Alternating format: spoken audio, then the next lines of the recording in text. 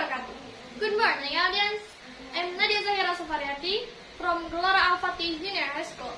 Today, I'll tell you a famous story from Bengkulu, and the title is Putri Gading Cepaka. Once upon a time in the past, in the area of Bengkulu province, was stood a kingdom called the Kingdom of River. Ratu Agung, a prince from Majapahit Kingdom, was the founder and the first king of the River Kingdom. Ratu Agung ruled the River Kingdom wisely. He is highly respected, even though the people he leads are the Rajang people who have great stature. Ratu Agung has 6 sons and a daughter. The 6 sons of Ratu Agung are Kelamba Api or Raden Sudi, Manuk Mincur, Lambang Batu, Tajuk Rompong, Sadi Papan, and Anak Dalam. And the last, the youngest, is a princess named Putri Gading Cepaka. According to the story, the kingdom of Sumisur became famous to various countries, not only because of the leadership of Ratu Agung, but also by the beauty of Putri Gading Cepaka. Although the age of Putri Gading Cepaka had just become a teenager, her beauty was as charming as an angel. Many princes have come to ask for her hand, but the king Ratu Agung refused because the princess was still not old enough, right? Over time, Putri Gading Cepaka grew into an adult girl. Likewise, the king Ratu Agung is aging. One day, the king Ratu Agung was very ill. He had a feeling that he would not be long. So, the king gathered his 7 sons and daughter to testify to them. Oh, my children, looks like father won't live in the world any longer. Therefore, father entrusts 2 wills to you, said the king Ratu Agung. Hearing his father's word, the face of his son and daughter became sad, especially Putri Gading Cepaka. He could not, feeling sad to hear what his father said. Slowly, the tears dribbled down on the cheeks. Father, don't say that! We don't want to lose father! Putri Gading Cepaka sobbed while embracing her father. My dear daughter, we are all dying in the hands of God Almighty. We will not able to hold if death has arrived, said the great Ratu Agung, trying to calm her daughter's heart. Then their father delivered his will. For the sake of upholding a sense of justice, peace in this country, I surrender the throne of the River Kingdom to my son, Anak Dalam. I hope you will stay united in both joy and sorrow. And if someday the kingdom of River is overwhelmed by big disaster, I ask you to stay away at Gunung Bungku. Later, in Gunung Bungku will come a king who is paired with my beloved daughter, Putri Gading Cepaka. A few days later, the king Ratu Agung created his last. The whole country mourns. Putri Gading Cepaka's heart was broken to pieces, not willing to let go of her father. However, the princess could only surrender and pray that her father get peace in the grave. One day, a crowned prince from the kingdom of Aceh, named the young prince of Aceh, came to marry Putri Gading Cepaka. The prince came using a sailing ship, arriving at the port of Rangka. The prince sent some of his advisors to the royal river palace to present his proposal to the king Anak. Please forgive your majesty, the king of the Sungai River. We are the envoy of the viceroy of Aceh from the kingdom of Aceh.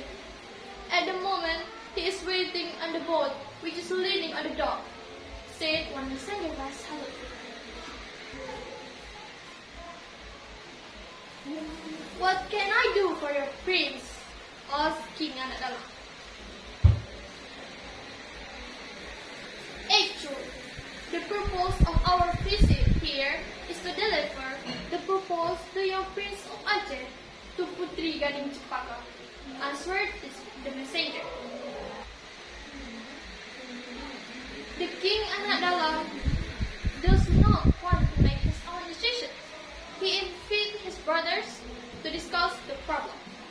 Meanwhile, the envoys were asked to wait a moment. Not long after, they returned to meet the envoys of the young prince of Aceh to present the result of the consensus that they had decided.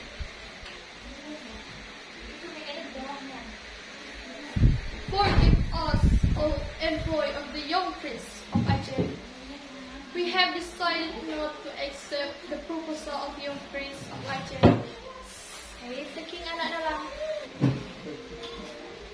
The king Anak Dalam's response surprised the envoys of the prince of Aceh. Feeling disappointed, they immediately returned to the dock to report to Raja Muda Aceh how angry the prince of Tanah Rencong was when he heard the report. How outrageous! They dare to refuse my proposal? Said the young prince of Kingdom of Aceh. Feeling disappointed, the young prince of Aceh became angry. He then challenged Raja Anak Dalam to fight. The great war between the Kingdom of Aceh and the Kingdom of the River was inevitable. The war finally lasted for the days, taking many casualties from both sides. War continues to rage. The corpse that had been lying around for days without being neglected began to rot. King Anak Dalam and his entire army felt they could not stand the war anymore. They also could not resist the stage of dead corpse of soldiers. At the moment, the king remembered his father's will. Oh my brother, in accordance with my father's message, that if the kingdom of the Sun River is no longer safe, we are advised to move to Mount Hambek, said King Anak Dalam. Finally, Raja Anak Dalam and his 6 siblings immediately withdrew towards Mount Hambek. Meanwhile, young prince of Aceh and his surviving troops ran to Tanah Rencong without any results. Hearing the power vacuum in the kingdom of the Sun River, 4 nobles of the Balik Bukit came to be king there. However, after successfully transferring the country, they still fought with each other because of fighting over the territory. Finally, the 4 nobles immediately went to Sultan Hagaruyo to request that the just and wise Maharaja Sakti be made king in the Sun River. Their request was great. Maharaja Sakti's coronation ceremony was held in the Kingdom Hall of Pagaru.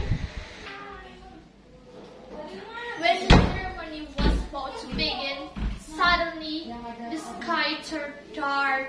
Then there was a very heavy rain accompanied by strong winds. By mutual agreement, the coronation ceremony was finally postponed until with the return sunny. However, until the evening, the rain and the storm never stopped. In the evening, His Majesty Maharaja Sakti dreamed of seeing an angel dancing in the rainstorm.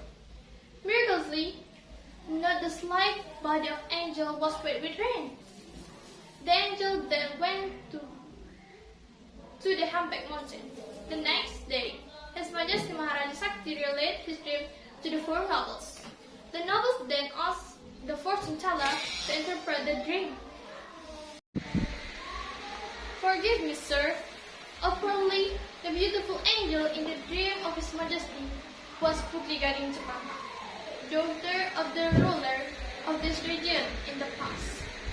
Now, she lived in Gunung Bungku with her 6 siblings. If His Majesty can bring the prince back here, then His Majesty will bring this kingdom back into a strong kingdom. According to my predictions, Putri Gading Cempaka will later bring down kings in this country, said the fortune teller. Hearing the explanation of the fortune teller, the king was eager to propose the marriage of Putri Gading Cempaka. He then sent the 4 nobles and their bodyguards to fetch Putri Gading Cempaka in Mountain Hamlet. When they arrived, they faced the king Anata. Forgive me, sir. We are messengers from Lord Majesty Maharaja Sakti. He was the ruler of the Bangkahulu kingdom, which was once the kingdom of the Serut River. At his command, we asked to pick up Putri Gading Cempaka along with your gentlemen. His Majesty Maharaja Sakti intends to appoint Putri Gading Cempaka as empress in the land of Bangkahulu, said the envoys. King Nanak Dalam and his brother also accept the proposal of Maharaja Sakti in accordance with their father's will. Finally, the wedding party of Putri Gading Cempaka and Maharaja Sakti was held in Bangkahulu. Then he and his queen, Putri Gading Cempaka, lived happily. Well, happy audience, do you know what we can learn from the story? First, don't easily get mad when you cannot achieve something. Second, be a wise leader. And the last, obey your parents' message. Thanks for your attention. Have a nice day. I'm Nadia Zahira Safariardi. Assalamualaikum warahmatullahi wabarakatuh.